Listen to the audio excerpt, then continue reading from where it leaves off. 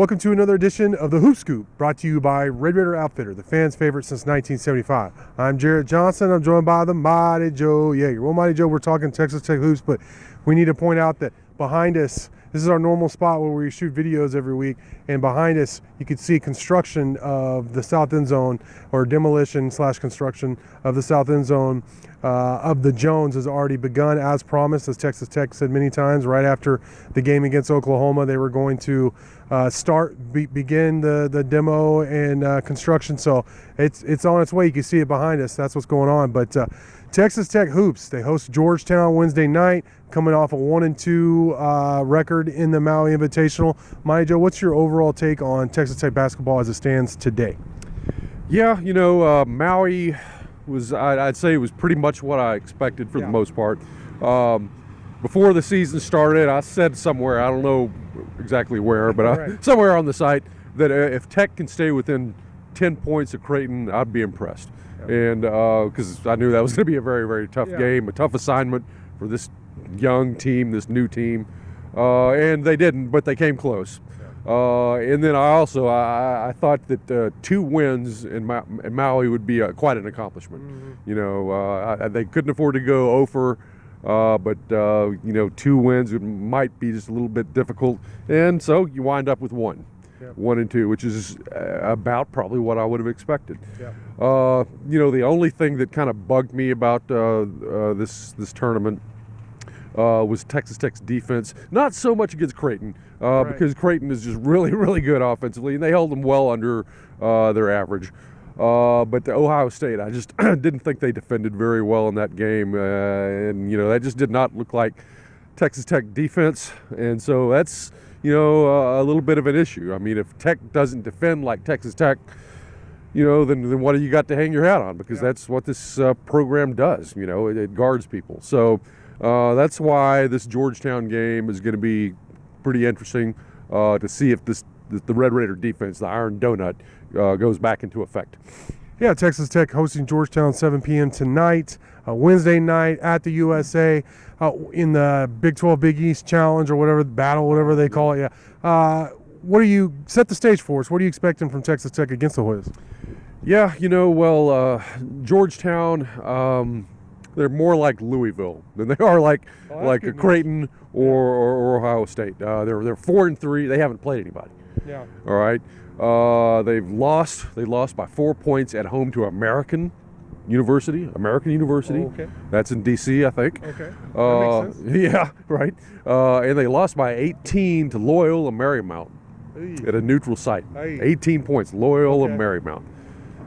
Texas Tech should win this game by 20-plus points, to be perfectly honest. But now that's not to say that Georgetown doesn't have talent. I mean, they absolutely do have talent. I mean, their incoming transfer class was about as good as any in the country. You're talking about Akok, Primo Spears, Brandon Murray, Jay Heath, all these guys, absolutely top-rated transfers. The talent is there. I mean, this is like top 25 ability on this roster, but they're not playing like it. And so, I mean, specifically with this team, I think they're a little bit better offensively than defensively. They shoot the ball really well, like 45% from the floor, 76 from the free throw line, 36 from 3. So they can fill it up. They don't shoot a lot of threes, but they're, like I said, pretty accurate when they do. They get to the free throw line a lot. They're a big team. Got a couple of twin towers. I mean, Pat Ewing is your head coach. Right. They're going to have the big boys, and they do. They start 2 guys that are 6'10 and 6'11. Akok, who is a tremendous shot blocker, also shoots more threes than any other player on the Georgetown team. Is a 6'10 guy. Okay. So it's going to be an interesting game for Daniel Bacho at Texas Tech, to the extent that he's matched up with him. And then they got another guy, 6'11", Kudus Wahab, who's a big bruiser type. 13 and 8 are his stats on only 22 minutes a game. So he's productive when he gets in there. But he turns the ball over a lot. So that's probably why he isn't playing more than he does.